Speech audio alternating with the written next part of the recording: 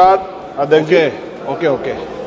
अध्यक्ष जी, मैं अपनी बात को शुरू करने से पहले, क्योंकि राजकुमार भी इस बात को कह रहे थे, ये 2 अप्रैल का दिन विशेष है सर। मैं जेल में था सहारनपुर, 2 अप्रैल 2018 को आंदोलन हुआ, 13 नौजवानों ने शहीदगी दी सर। मैं उनको नमन करता हूं सर। और आज फिर 2 अप्रैल है, एक और शहीदगी की तैयारी लग रही। तो मैं उन क्रांतिकारियों को भी आज याद करता हूं जिन्होंने, मुस्लिम क्रांतिकारी जिन्होंने देश की आजादी में योगदान दिया।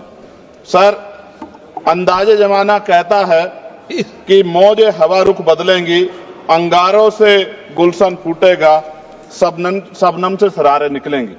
वक्फ संशोधन विधेयक 2024 संवैधानिक मूल्य एवं सांप्रदायिक सौहार्द के लिए गंभीर खतरा है। वक्फ संशोधन विधेयक 2024 संवैधानिक अधिकारों, विधिक सिद्धांतों और धार्मिक स्वतंत्रता पर गंभीर आघात है। विधेयक वक्फ प्रबंधन को कुशल और प्रभावी बनाने का दावा करता है, लेकिन इसके 44 संशोधन इन वादों को पूरा करने में असफल है। हमारा मानना है कि इस संशोधन से स्पष्टता, साक्ष्य और मूल कारण विश्लेषण का अभाव होगा। पूर्व संशोधनों का मूल्यांकन नहीं होगा, हितधारकों से परामर्श की पारदर्शिता नहीं होगी, मौलिक अधिकार का उल्लंघन होगा। Article 13, article 14, article 25, article 26, article 50, article 300 सर्वोच्च न्यायालय के निर्णय, स्थापित कानून और इस्लामी सिद्धांत और संविधान की भावना का उल्लंघन होगा।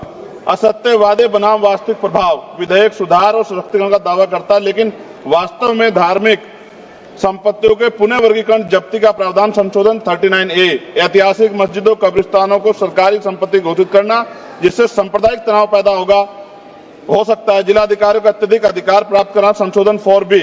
जिलाधिकारी सर सरकार के होते हैं, वो सरकार के हिसाब से काम होते हैं। यहाँ जितने MP बैठे हैं विपक्ष के, इनसे पूछ के देखो कि इनके जिले में क्या हाल है। इनके जिलाधिकारी सुनता नहीं सुनता, MP बैठे हैं, पूछ के देखो विपक्ष से, आपको पता लग जाएगा। सर, धार्मिक विशेषज्ञता या समुदाय की सलाह के बिना निर्णयों से संपत्ति विवाद और विश्वास की कमी उत्पन्न होगी। ट्रिब्यूनल की शक्ति कमजोर करना और मुस्लिम प्रतिनिधित्व हटाना, संशोधन 10B। धार्मिक कानून की त्रुटिपूर्ण व्याख्या और पक्षपाती निर्णय, दानकर्ता इच्छा की उपेक्षा व धार्मिक स्वतंत्रता का हनन, संशोधन 5A। दानकर्ता द्वारा समर्थन वापस, जिससे सामुदायिक संस्था कमजोर हुई। गैर मुस्लिमों द्वारा स्थापित वक्फ सुरक्षा समाप्त करना, संशोधन 104 की समाप्ति। अंतर धार्मिक सौहार्द प्रभावित होगा सर। सदियों पुरानी धार्मिक संपत्तियों पर सीमा अधिनियम लागू करना, संशोधन 27B। कब्जा की गई संपत्तियों की स्थायी हानि, धार्मिक विषयों को दरकिनार कर वक्फ निर्धारण करना, संशोधन 6C। धार्मिक ज्ञान के अभाव में संपत्तियों गलत वर्गीकरण, पंजीकृत वक्फ घोषणाओं को अपराध घोषित करना, संशोधन 312। भय के माहौल में धार्मिक दान में गिरावट, मनमाने सर्वेक्षण को और वर्गीकरण की अनुमति देना, संशोधन 8A। धन्यवाद वकील साहब। सर, अभी पूरा दो जाने दो। सारी धाराएं पढ़ दोगे आप तो? सर, 2 मिनट में खत्म करूंगा और ये इंपॉर्टेंट है सर, मौका दीजिए सर।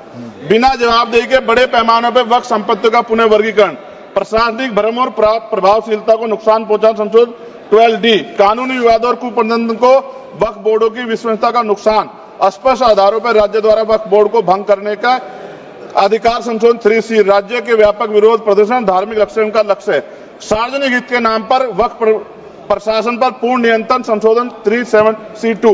व्यापक स्तर पर अशांति विरोध प्रदर्शन, कानून व्यवस्था गंभीर स्थिति।